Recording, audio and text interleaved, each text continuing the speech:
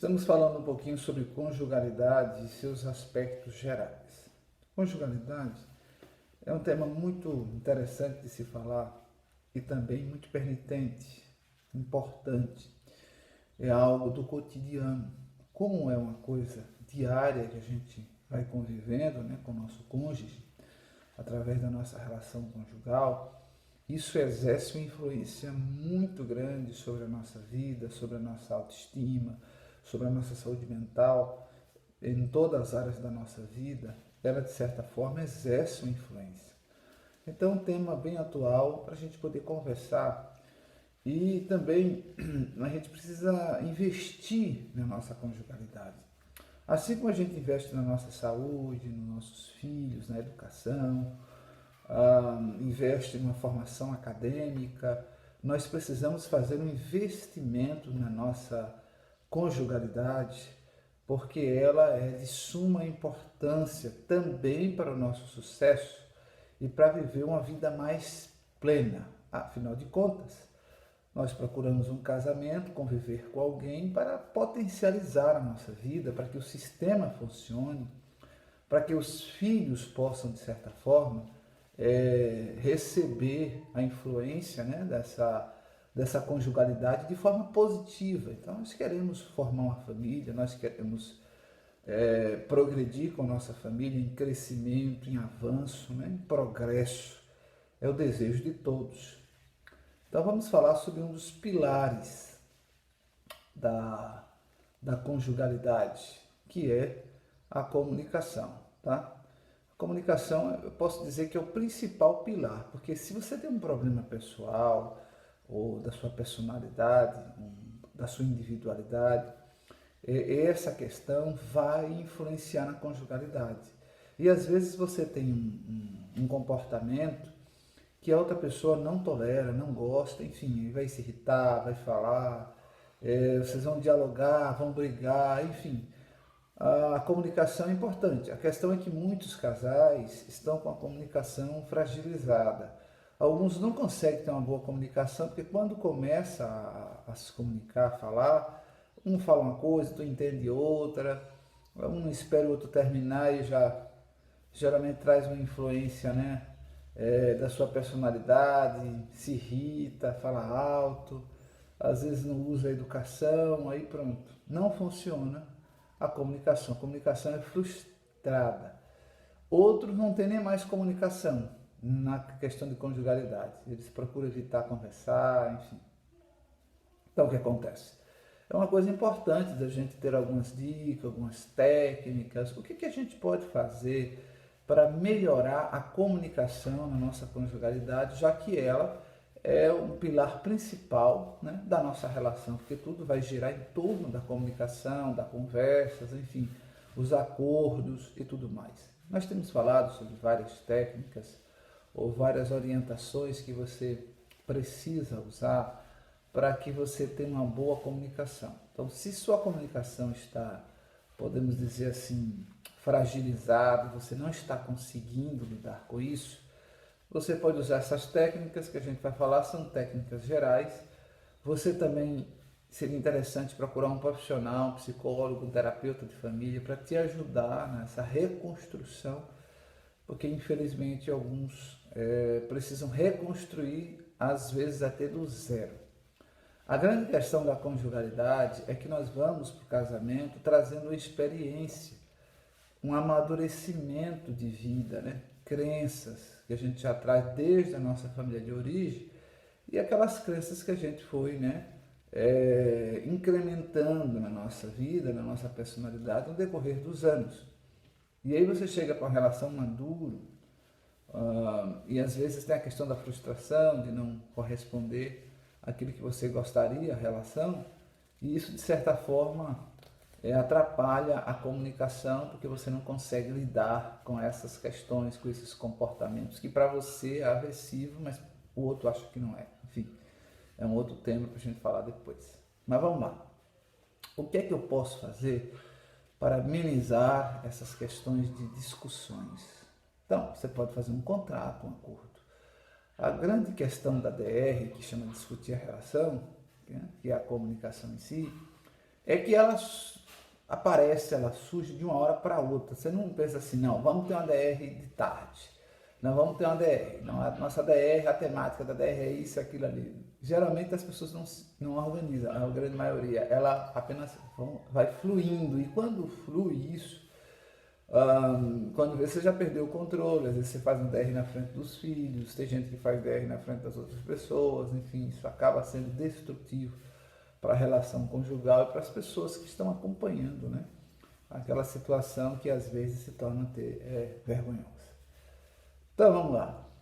Orientação para ter uma melhor DR. Uma das técnicas que você pode usar é o abraçoterapia. O abraço. Embora muitos casais, por estarem fragilizados, não estão nem se abraçando mais. Ou às vezes, bem raro.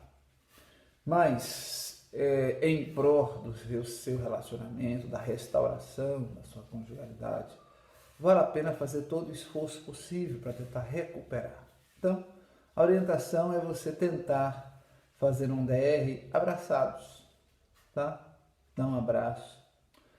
Um abraço de 20, 25 segundos começa a transmitir afetividade. Então, o abraço, ele tem uma influência muito grande na autoestima do casal e também enquanto indivíduo, porque um abraço, pelo menos a maioria das pessoas gosta muito, e aquele abraço bem dado, demorado, faz muito bem para a nossa saúde.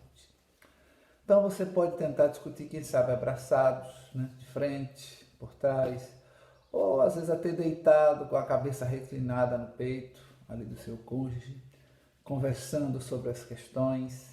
A pessoa? Aí muitos podem dizer assim, isso é um sonho.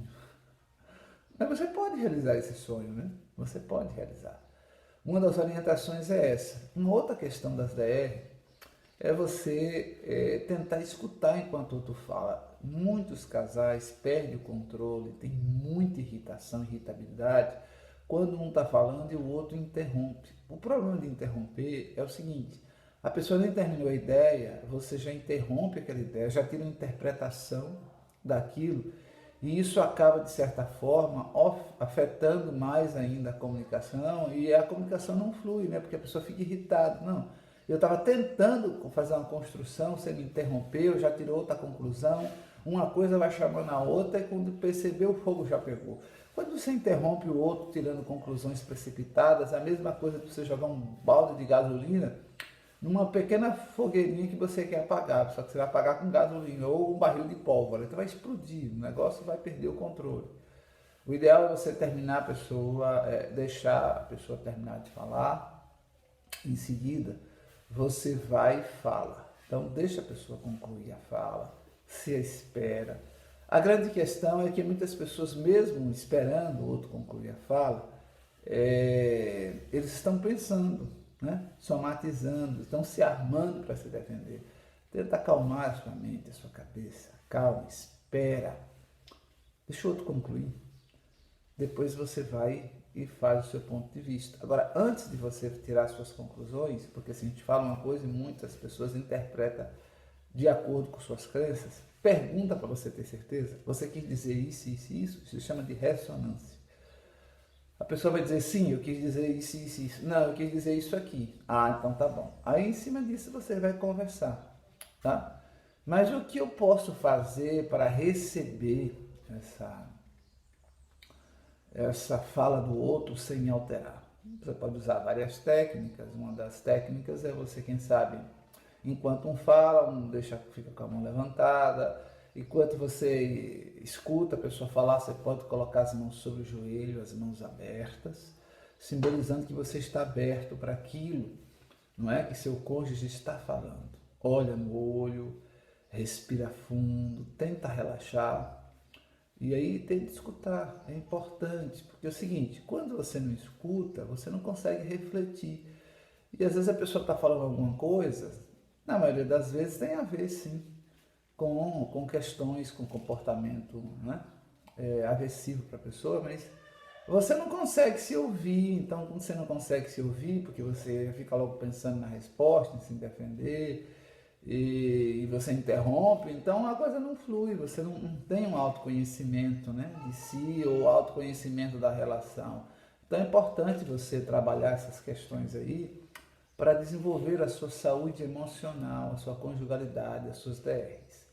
Outra orientação que eu posso passar para você é você tentar, quem sabe, antecipar essas DRs, conversando. Vamos fazer uma reunião administrativa e você pode levar vários tópicos, financeiro, enfim, educação e tal. E levar também o tópico da algumas questões pessoais de vocês, da conjugalidade. Vocês podem fazer isso em casa, pode ter um clima legal. Se isso não fluir, vocês podem fazer no ambiente público, enfim. São pessoas adultas, maduras. São pessoas que muitas vezes são capacitadas, né? Formadas, pessoas que têm orientações, então vocês podem sim usar esse amadurecimento para desenvolver a conjugalidade de vocês. Mas uma das coisas que vai ajudar muito a reaproximação e vai ajudar um pouco a resfriar os ânimos, ou a alteração, né, da voz, enfim, é o abraço. Use a técnica do abraço-terapia para que isso possa, de certa forma, ajudar você na sua conjugalidade, resfriar um pouquinho, quem sabe, né? A irritabilidade, a quintura, aquele calor, a vontade de dizer tanta coisa que não é devida. Então use abraçoterapia, isso vai ajudar muito você na construção da conjugalidade, da sua saúde emocional enquanto pessoa, casal e saúde relacional, ok?